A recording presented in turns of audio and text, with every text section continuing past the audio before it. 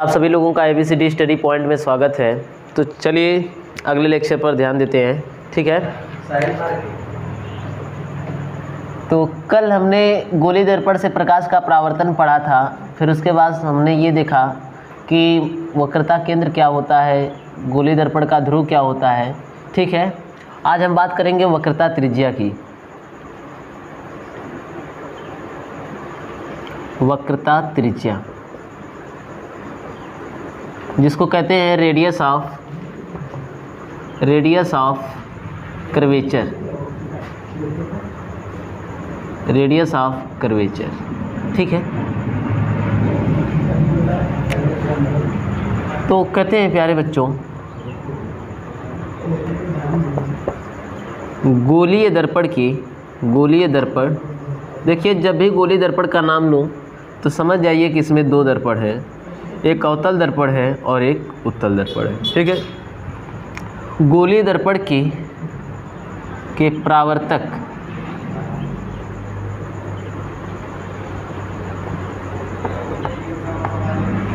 प्रावर्तक पृष्ठ, गोलीय दर्पण के प्रावर्तक पृष्ठ व वक्रता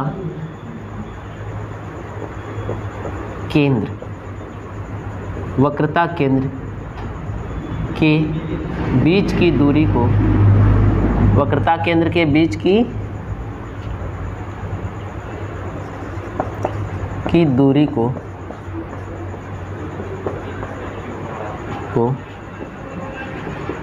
वक्रता त्रिज्या कहते हैं।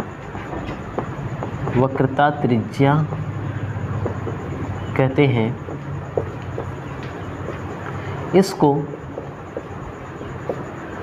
इसको प्यारे बच्चों कैपिटल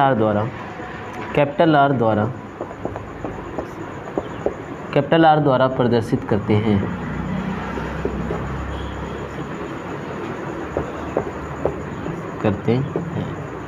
ठीक है। तो समझिए, वक्रता त्रिज्या को रेडियस ऑफ कर्वेचर बोलते हैं इसको। और गोलीय दर्पण के प्रावर्तक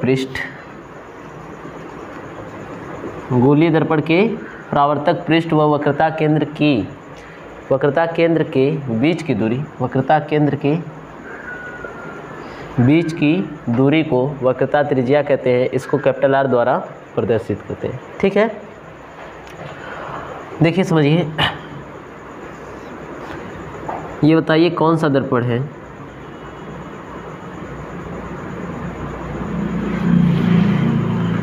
ये पहला सिरा है M1 और ये मिरर का दूसरा सिरा है M2, और ये जो अंदर की पृष्ठ है इसको कहते हैं प्रावर्तक पृष्ठ।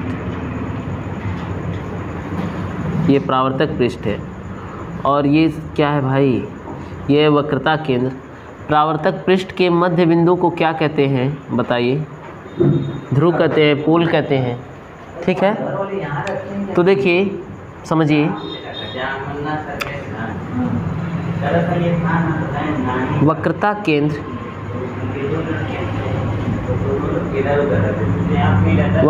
केंद्र और ध्रुव को मिलाने वाली रेखा को, ये जो रेखा है इसको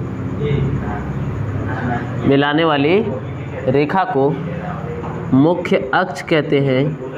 इसके पिछले लेक्चर में मैंने बता दिया है आप सभी लोगों को। तो देखिए, वक्रता त्रिज्या जो है प्यारे बच्चों, वो वक्रता केंद्र और गोलीय दर्पण के ध्रुव के बीच की दूरी को क्या कहते हैं? वक्रता त्रिज्या कहते हैं। मैंने क्या लिखवाया कि गोलीय दर्पण के प्रावर्तक पृष्ठ, यहाँ पे ध्रुव भी लिखना चाहिए। ध्रुव, प्रावर्तक पृष्ठ का कौन सा भाग होना चाहिए? ध्रुव वाला, ठीक है। प्रावर्तक पृष्ठ व वक्रता केंद्र के बीच की दूरी को क्या कहेंगे? वक्रता त्रिज्या कहेंगे। ये प्रावर्तक पृष्ठ का ध्रुव हो गया और ये वक्रता केंद्र हो गया, और इनके बीच की दूरी को ही वक्रता त्रिज्या कहते हैं। ये क्या हो गई प्यारे बच्चों? वक्रता त्रिज्या। ये वक्रता त्रिज्या, ठीक है। इसी प्रकार से सिमिलरली आप जो है, ये आपका अवतल दर्पण है, आप इसी प्रकार से सिमिलरली उत्तल दर्पण में भी क्या कर सकते हैं? बना सकते हैं, ठीक है। तो वक्रता त्रिज्या आप लोगों को समझ में आ गई होगी कि पोल और सेंटर, समझिए, पोल और सेंटर के बीच की दूरी को वक्रता त्रिज्या कहते हैं, कैपिटल आर द्वारा प्रदर्शित करते हैं। कोई दिक्कत नहीं ना? चलिए ठीक है, आगे देखिए वक्रता त्रिज्या हो गया प्यारे बच्चों। अब थोड़ा सा हम लोग बात करेंगे, ठीक है, वस्तु के बारे में। किसके बारे में? वस्तु के बारे में, ठीक है, जिसको कहते हैं ऑब्जेक्ट। क्या बोलते हैं? ऑब्जेक्ट कहते हैं, ठीक है। तो देखिए वस्तु थोड़ा सा इस प्रकाशीय चैप्टर में आपको समझना होगा कि वस्तु इससे कहते हैं जहाँ से प्रकाश की किरणें निकलती हों, ठीक है, उनको आप क्या बोल सकते हैं? वस्तु कह सकते हैं। तो इसकी डिफिनीशन ये है कि जिस बिंदु या स्थान से प्रकाश की किरणें निकलती हों, ठीक है, या प्रकाश की किरणें वहाँ से चलती हों, ठीक है, तो उसको आप वस्तु कहते हैं, ठीक है। तो इसमें आप लिख सकते हैं, कहेंगे जिन बिंदु या स्थान से प्रकाश की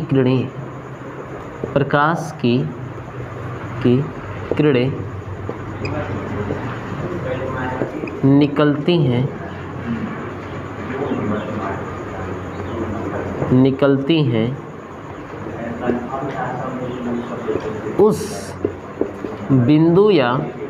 उस बिंदु या स्थान को वस्तु कहते हैं। क्या कहते हैं भाई? वस्तु कहते हैं, ठीक है। तो देखिए जिस बिंदु या स्थान से प्रकाश की किरणें निकलती हों उस स्थान या बिंदु को आप क्या कहेंगे? वस्तु कहेंगे।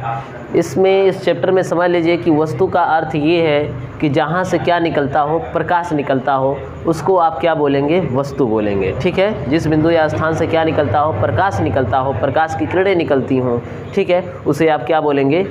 वस्तु बोलेंगे, ठीक है, ऑब्जेक्ट, ठीक है। कोई समस्या नहीं ना? चलिए बहुत बढ़िया। तो समझिए एक पॉइंट इसमें आती है प्यारे बच्चों, उसको समझना बहुत ही ज़रूरी है, ठीक है।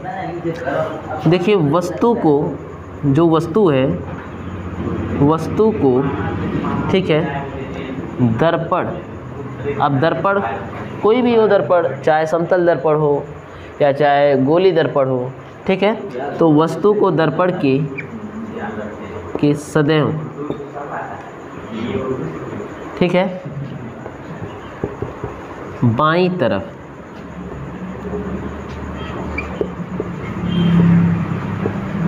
रखा जाता है। वस्तु को दर्पण के सदैव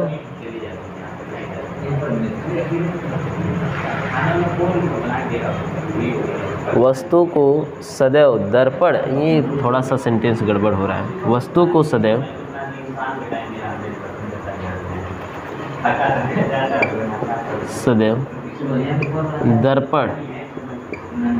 दर्पण के बाईं तरफ रखा जाता है। बाईं तरफ मतलब लेफ्ट साइड, ठीक है। तो वस्तु को सदैव जो है दर्पण के बाईं तरफ रखा जाता है, ठीक है, ये बात आपको ध्यान में होनी चाहिए, ठीक है। दूसरी पॉइंट ये है, वस्तु की जो लंबाई है, वस्तु की लंबाई को ओ द्वारा, किसके द्वारा? ओ द्वारा प्रदर्शित करते हैं। वस्तु की लंबाई को किसके द्वारा प्रदर्शित करते हैं? ओ द्वारा प्रदर्शित करते हैं, ठीक है। कहीं कहीं बुक में अगर HO मिल जाए तो इसका अर्थ ये हो जाएगा प्यारे बच्चों, हाइट ऑफ ऑब्जेक्ट। क्या पढ़ेंगे इसको? Height of object. तो देखिए इसको, इसकी लंबाई को ओ से भी रिप्रेजेंट कर दिया जाता है, या चाहे हाइट ऑफ ऑब्जेक्ट भी लिख दिया जाता है, HO से भी लिख दिया जाता है, कोई समस्या नहीं है, ठीक है। समझ में आई बात आपको? तो देखिए वस्तु क्या होती है, तो कहेंगे वह बिंदु या स्थान जहाँ से प्रकाश की किरणें क्या हो, निकलती हो, उस बिंदु या स्थान को आप वस्तु कहते हैं। और वस्तु को सदैव दर्पण के, ठीक है, बाईं तरफ रखा जाता है और वस्तु की लंबाई को HO या चाहे O द्वारा क्या किया जाता है प्यारे बच्चों, प्रदर्शित किया जाता है। ठीक है, इतनी बात आपको क्लियर हुई होगी। ठीक है,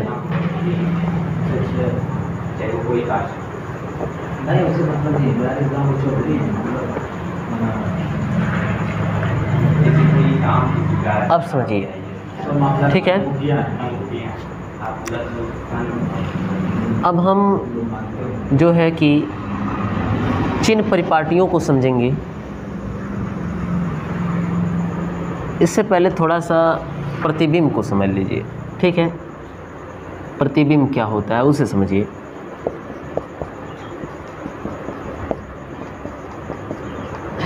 प्रतिबिंब, ठीक है, इमेज बोलते हैं। क्या बोलते हैं भाई इसको? इमेज। ठीक है, प्रतिबिंब, इमेज। ठीक है, तो देखिए कोई भी वस्तु हो, जब उस वस्तु को दर्पण के सामने लाते हैं तो दर्पण उसका एक प्रतिबिंब बनाता है। ठीक है, समझ में आई बात? तो आप लोग देखे होंगे, आप लोग जब शीशे में अपने चेहरे को देखते हैं तो प्यारे बच्चों क्या होता है कि शीशे के सामने आप खड़े हैं तो आप एक वस्तु हैं। क्या है? वस्तु हैं। और वस्तु से प्रकाश चलकर आया और उस शीशा मतलब दर्पण, ठीक है, और उस दर्पण से टकराया और टकरा के पुनः वापस लौट गया। ठीक है, मतलब जिस बिंदु वो प्रकाश की किरणें आ रही हैं और दर्पण से टकराने के पश्चात जिस बिंदु या स्थान पर एक दूसरे को प्रतिच्छेदित करती होंगी उस स्थान पर एक प्रतिबिंब का निर्माण होता है। ठीक है, समझ में आई बात? जो आप उसे देखते हैं, ठीक है, तो प्रतिबिंब का आप दैनिक जीवन में बहुत ही उदाहरण देखते हैं। जैसे आप देखते होंगे कि किसी कुएं में आप जब झांकते हैं तो उसमें भी आपका प्रतिबिंब दिखाई पड़ता है, जिसको परछाई कहते हैं। ठीक है, आप शीशे में अपना चेहरा भी देखते हैं, उसमें भी आपको प्रतिबिंब नज़र आता है। ठीक है, तो ये उसी प्रतिबिंब की हम क्या कर रहे हैं, बात कर रहे हैं। ठीक है, समझ में आई बात? तो इस प्रतिबिंब को आप इमेज कहेंगे। ठीक है, तो प्रतिबिंब क्या है कि जब दो, देखिएगा, जब दो या दो से अधिक, जब दो या से अधिक प्रकाश की किरणें, प्रकाश की किरणें एक दूसरे को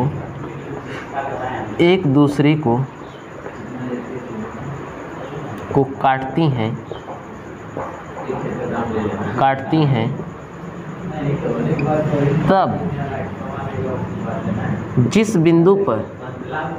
तब जिस बिंदु पर काटती हैं,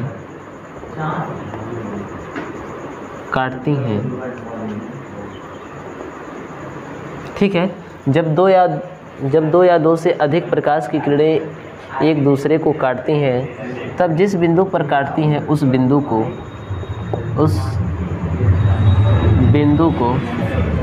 तो ये दो प्रकार के होते हैं। प्रतिबिंब कितने प्रकार के होते हैं? दो प्रकार के होते हैं। एक होता है रियल इमेज और एक होता है वर्चुअल इमेज। समझ में आई बात? एक होता है रियल इमेज और एक होता है वर्चुअल इमेज। ठीक है, तो सबसे पहले हम पढ़ेंगे रियल इमेज के बारे में। ये मैं मिटा दे रहा हूँ, आप लोग लिख लिए होंगे। ठीक है, आपका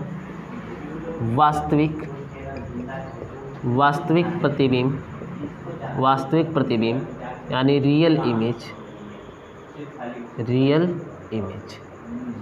ठीक है, समझिए, इसमें कहा जाता है कि जब प्रकाश की किरणें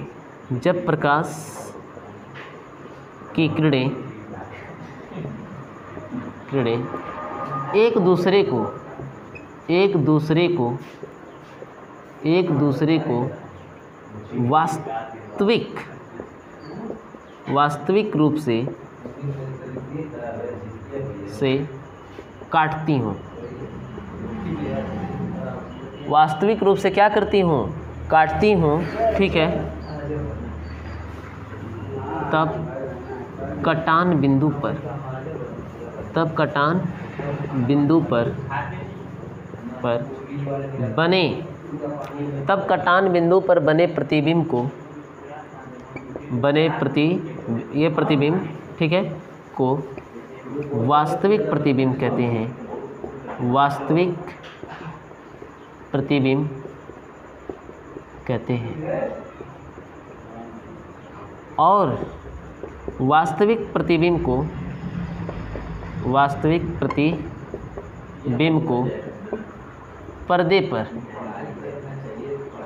पर देखा जा सकता है,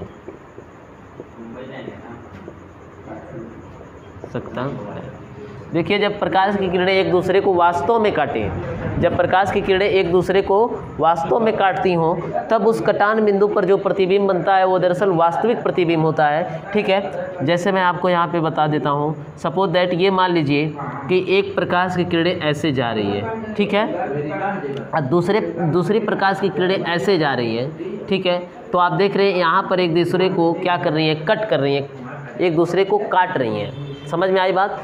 ये पहली प्रकाश की किरणें हैं और किरण है, और ये दूसरी प्रकाश की किरण है। तो देखिए इस बिंदु पर एक दूसरे को क्या कर रही हैं, प्रतिच्छेदित कर रही हैं, काट रही हैं, यानी कि ये कौन सा बिंदु है, कटान बिंदु है। इस बिंदु पर जो प्रतिबिंब बनेगा उसी को आप बोलेंगे रियल इमेज। क्या बोलेंगे? Real image. क्या बोलेंगे भाई? रियल इमेज, वास्तविक प्रतिबिंब, ठीक है। ये जो आ रही हैं ये हैं प्रकाश की किरणें, प्रकाश की किरणें, ठीक, ये प्रकाश की किरणें हैं, ठीक है। तो वास्तविक प्रतिबिंब आप लोग समझ गए होंगे, ठीक है।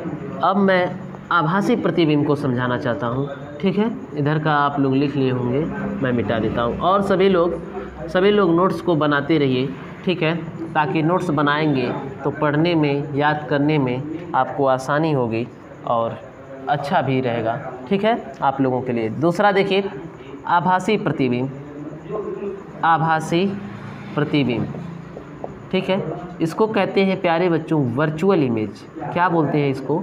Virtual image. क्या बोलते हैं इसको? Virtual image. देखिए मैं बहुत ज़्यादा देर तक का वीडियो अपलोड करता लेकिन जो है कि थोड़ा अभी आप लोगों के लिए सही है, ठीक है, क्योंकि अभी हमारे पास उतना जो है कि वो टेक्नोलॉजी है नहीं, ठीक है, बड़ी मुश्किल से बन रही है वीडियो, ठीक है। चलिए ध्यान दीजिए इस पर। आभासी प्रतिबिंब, वर्चुअल इमेज, ठीक है। इसमें देखिए जब प्रकाश की किरणें, प्यारे बच्चों समझिएगा कि जब प्रकाश की किरणें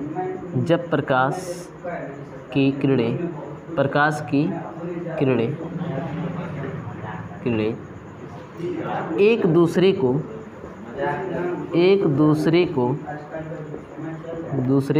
को ठीक है काटती हुई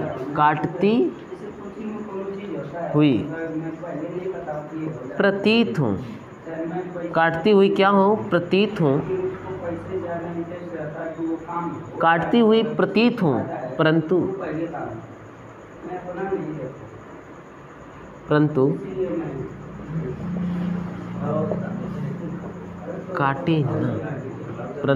काटे ना। देखिए केवल काटती हुई प्रतीत हो परंतु काटे ना, यानी कि वास्तव में काटे ना, ठीक है। तब बने प्रतिबिंब को,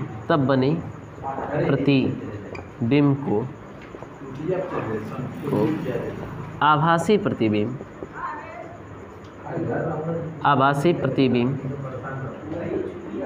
कहते हैं। आभासी प्रतिबिंब कहते हैं।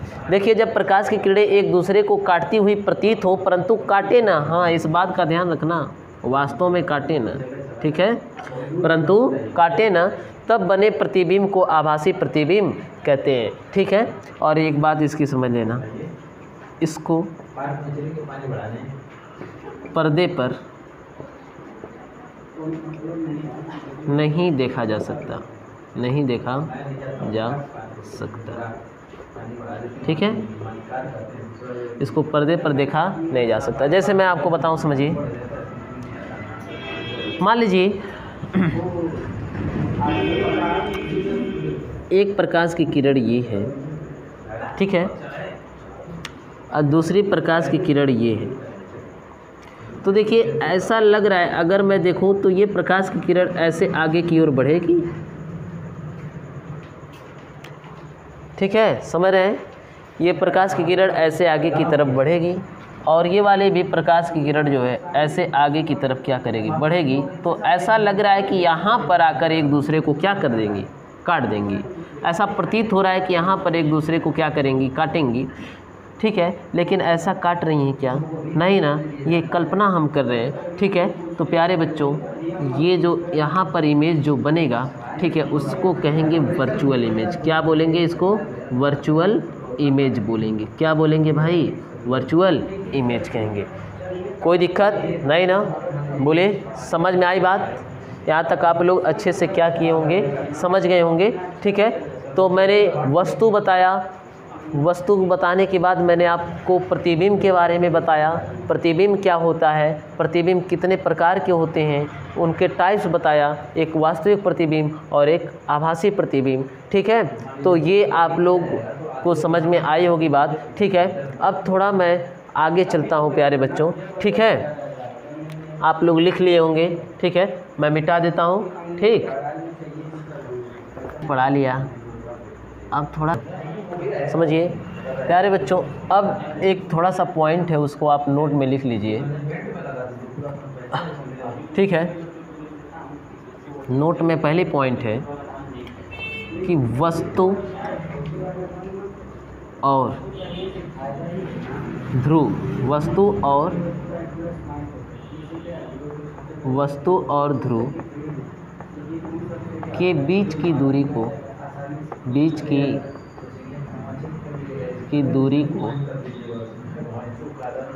वस्तु और ध्रुव के बीच की दूरी को u द्वारा, किसके द्वारा, u द्वारा प्रदर्शित करते हैं, ठीक है। वस्तु और ध्रुव के बीच की दूरी को किसके द्वारा प्रदर्शित करते हैं भाई, u द्वारा प्रदर्शित करते हैं, ठीक है। समझ में आई बात? चलिए बहुत बढ़िया। अब देखिए प्रतिबिंब व ध्रुव के बीच की दूरी को v द्वारा, किसके द्वारा, v द्वारा प्रदर्शित करते हैं, ठीक है। तो प्रतिबिंब और ध्रुव, प्रतिबिंब व ध्रुव के बीच की दूरी को, ठीक है, v के द्वारा प्रदर्शित करेंगे और वस्तु और ध्रुव के बीच की दूरी को u के द्वारा क्या करेंगे, प्रदर्शित करेंगे, ठीक है। तीसरी बात समझिए, वक्रता केंद्र और ध्रुव, वक्रता केंद्र और ध्रुव के बीच की दूरी को ठीक है, r द्वारा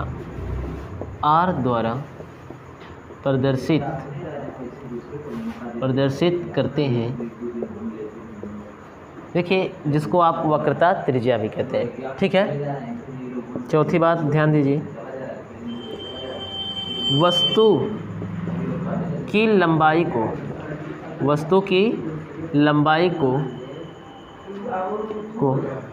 h_o द्वारा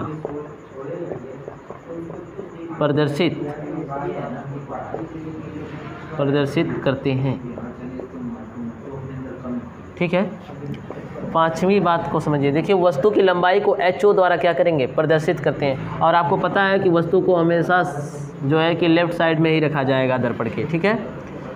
अब यहाँ पे समझिए, प्रतिबिंब की लंबाई को प्रतिबिंब की लंबाई को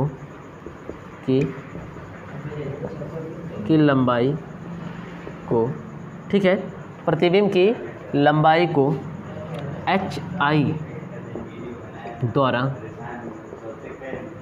प्रदर्शित करते हैं।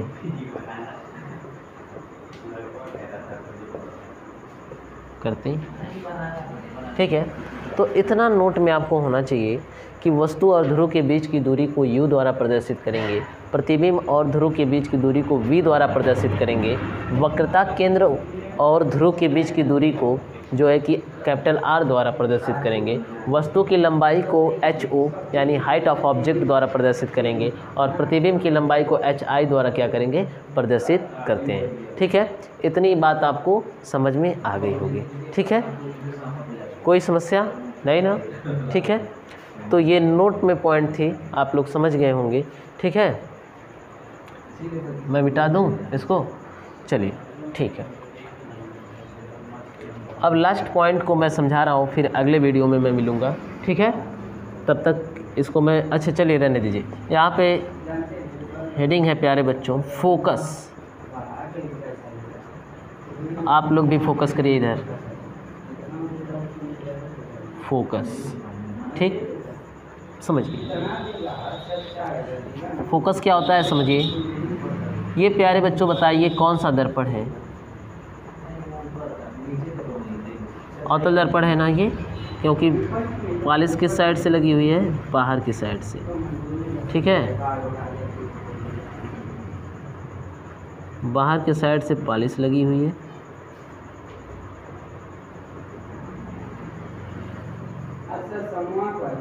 और ये परावर्तक पृष्ठ है।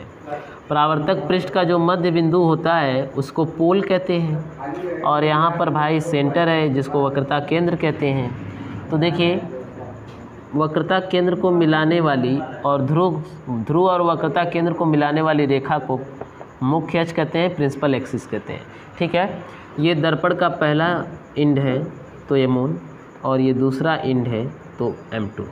ठीक है, बोल देंगे, कोई समस्या नहीं। ठीक है, अब देखिए, समझ लीजिए प्यारे बच्चों कि वस्तु बहुत दूर है, वस्तु बहुत ही दूर है और वस्तु से प्रकाश की किरणें आ रही हैं। ठीक है, और वहाँ से प्रकाश की किरणें जो है कि आ रही हैं। तो देखिए, जब वस्तु बहुत दूर होती है, अनंत पर होती है, तो उससे प्रकाश की किरणें जो आती हैं वह समांतर आती हैं। कैसी आती हैं? एक दूसरे के समांतर आती हैं। ठीक है, तो ये प्रकाश की किरणें हैं, ऐसे समांतर आ रही हैं। ठीक है, समझ में आई बात?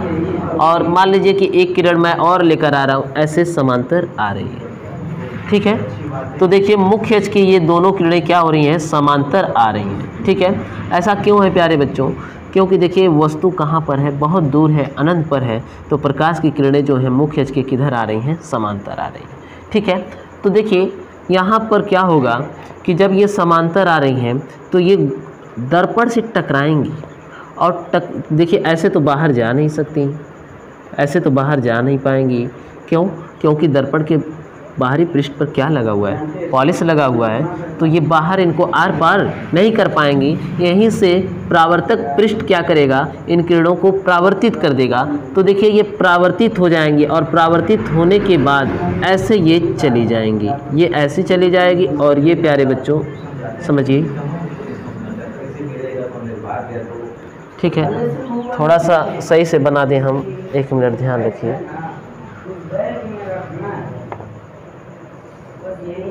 ठीक है, समझ गए होंगे इसको। अब देखिए ये प्रकाश की किरणें इधर, ये प्रकाश की किरणें ऐसे आई, परावर्तक पृष्ठ से टकराने के बाद ऐसे चली गई। ये प्रकाश की किरणें ऐसे मुख्य अक्ष के समांतर आई और परावर्तक पृष्ठ से टकराने के बाद ऐसे चली गई। तो देखिए जिस बिंदु से होकर जा रही है, मुख्य अक्ष पर स्थित ऐसा बिंदु जहां से प्रकाश की किरणें समांतर आकर परावर्तक पृष्ठ से टकराने के बाद जिस बिंदु से मुख्य अक्ष पर स्थित वह बिंदु जहां से ये क्या होती हैं? गुजरती हैं। ठीक है, उस बिंदु को कहते हैं फोकस। इसको क्या बोलेंगे? फोकस। प्यारे बच्चों ये क्या है? फोकस है। ठीक है, फोकस। समझ में आई बात? कोई दिक्कत नहीं ना? तो ये फोकस है और इसको लिखते हैं कैपिटल F द्वारा, तो इसको कैपिटल F द्वारा क्या कर देंगे, प्रदर्शित करेंगे। फोकस को कैपिटल F द्वारा क्या करेंगे, प्रदर्शित करेंगे। ये फोकस है, ये बिंदु फोकस कहलाएगा, ये वाला बिंदु आपका ध्रुव कहलाएगा, ये जो बिंदु है ये वक्रता केंद्र कहलाएगा। समझ में आई बात? तो फोकस आप लोग समझ गए होंगे, इसकी मैं डेफिनेशन यहाँ पे लिख देता हूँ, फिर मिलेंगे अगले वीडियो में, ठीक है। तो कहेंगे मुख्य अक्ष के समांतर, देखिए ये किरणें कहाँ से आ रही हैं प्यारे बच्चों, ठीक है, मुख्य अक्ष के समांतर ही तो आ रही हैं। मुख्य अक्ष के समांतर आने वाली किरणें जब, देखिए ये तो मैंने अवतल दर्पण में बनाया, इसी प्रकार से सेम उत्तल दर्पण में भी हो सकता है ना, तो इसलिए मैं यहाँ पे केवल दर्पण लिखूंगा। तो मुख्य अक्ष के समांतर आने वाली, ठीक है, आने वाली किरणें जब दर्पण से टकराती हैं,